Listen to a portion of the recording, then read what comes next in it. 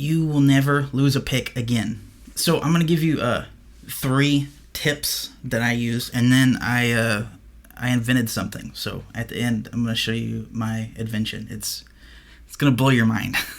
Tip 1, buy expensive picks. It seems like the dumbest thing ever. You'll remember where it's at, and you end up with no picks and you're sad. But I bought an expensive pick. It's thick. Like 3 C's because it's so thick. I don't leave it in places because I'm like, oh, it's like this glowing orange pick. It's easy to see, and I know the value of it, so I end up keeping better track of it. Well, Mason, how do you find an expensive pick?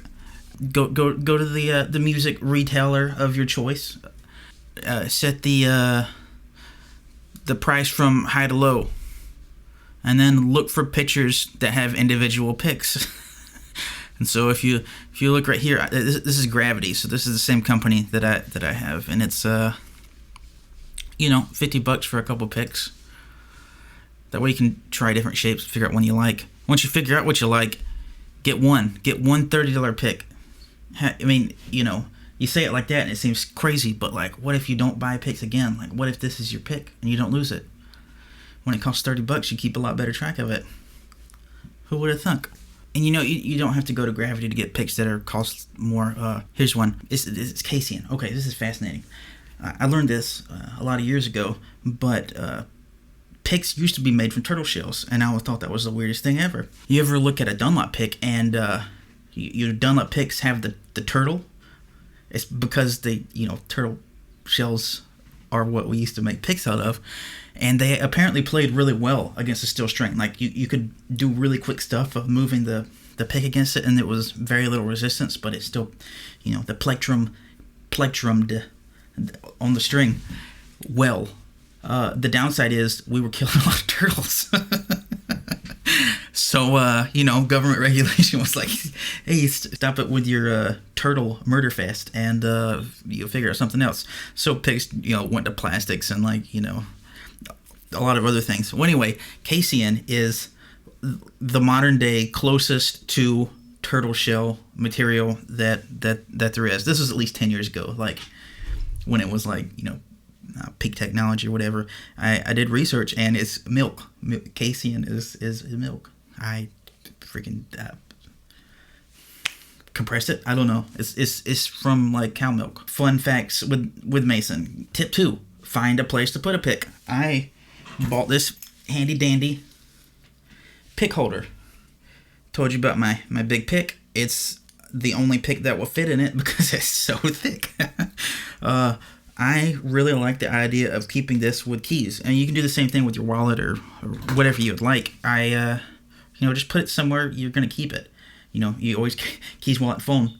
So if you can figure out a way to somehow accessorize one of those 3 with a pick, then I think you won't lose your pick as often. Never put it in your pocket. Always put it where it goes. And I think you'll do good. That was a short one. Tip 3: don't use picks. Okay. Ooh, getting crazy. I am bad at picks. I lose them all the time. And always I would go to school and I'd have tests and stuff, playing jazz where I would need to play, and I would always lose my pick.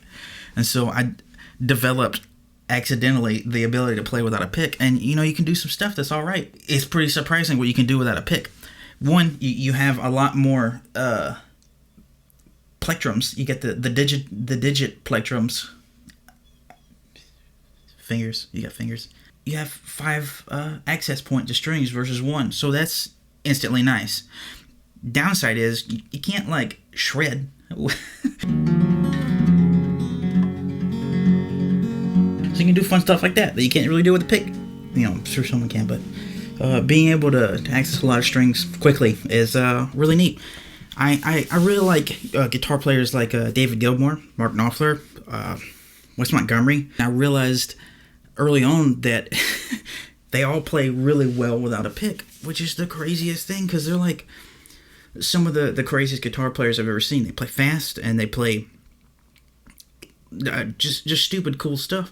And it's all with the finger. Not playing with a pick might not be for you, but give it a shot. You know, if you lose a pick, you'll naturally have a couple of shots to play with it. So I played in a lot of jazz bands, and you do fast stuff like, so you do stuff like that. That's quick with a pick, and it you know, that was a big challenge overcoming that. But you can still do crazy stuff. Index finger.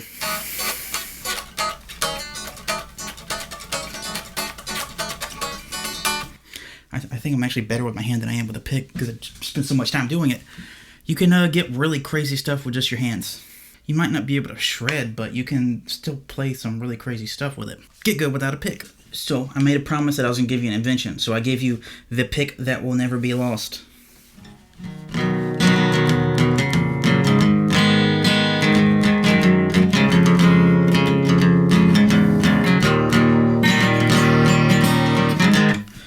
Okay, normal pick with a tracker. This is the dumbest idea ever, but you know, quarantine, you got time. What else you gotta do? I took a nail, drove it through a pick, and then attached this wireless Bluetooth connected fob to it that if you lose it, you just go on your phone, you press a button, and it makes the most god-awful sound you've ever heard. You're never gonna lose it because it screams.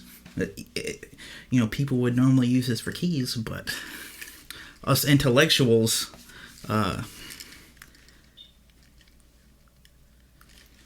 make dumb things. Downside is it sucks to play with.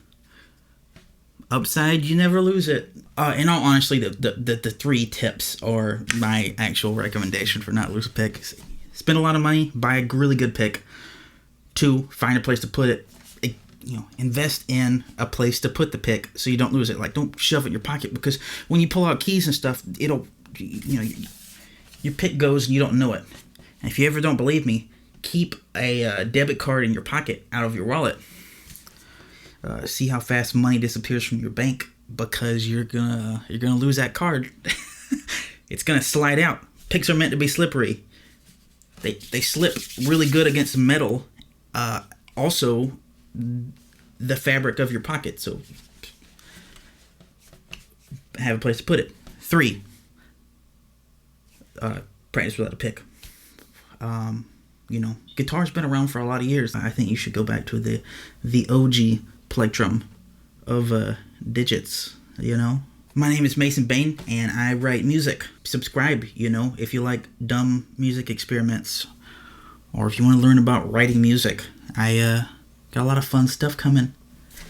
You should hit that button. Okay.